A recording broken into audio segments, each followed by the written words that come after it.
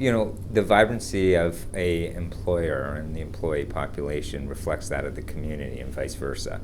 So the more that we invest into our employees and the more invest into the communities, the more we get back in return.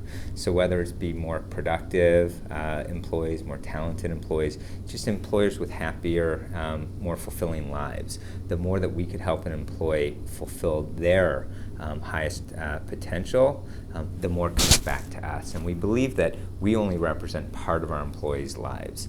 They come to work, and that's where they may spend the majority of their day, but their weekend and their evenings are back in their communities. So if we can invest in the community, we're essentially investing back in ourselves by investing in our employees. At Target, we believe that our employees, what we call team members, are truly our greatest asset, and so for us it becomes just a common sense investment.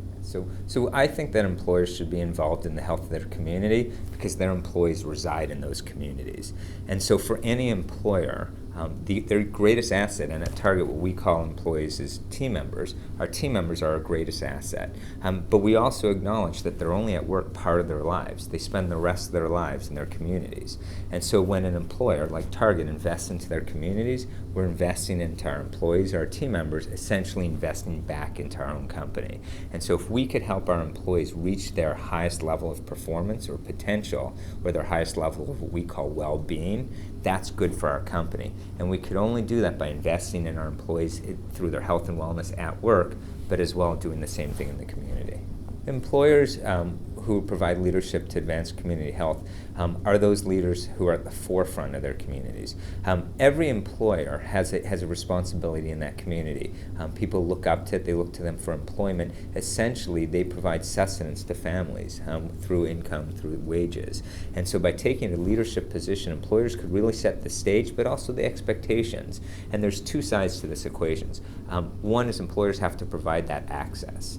And so if an employer provides a gym or healthier food in the cafeteria, they allow their employees access to that health, but then they could do the same thing through the community, whether it's through sponsoring walking or running events, or they help fundraise for the local gyms and facilities or parks or sidewalks, or like what we've seen in Minnesota where the business community got together and we've all invested in these bike shares.